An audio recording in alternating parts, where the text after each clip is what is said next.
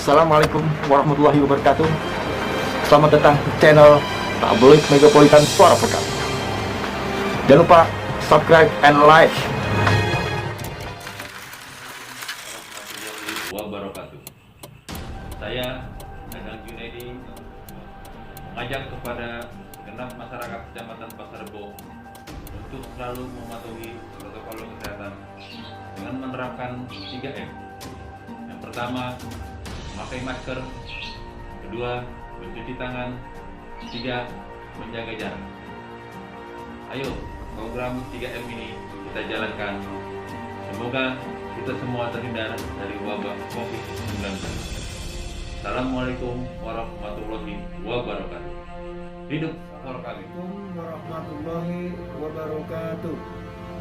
Saya Budi Hartono selaku tokoh masyarakat Kecamatan Pasar Rebo dan Kelurahan Cijantung mengajak seluruh masyarakat dan warga Kecamatan Pasar Rebo dan Kelurahan Cijantung untuk sama-sama mari terapkan protokol kesehatan dengan baik dengan cara menjalankan program 3M.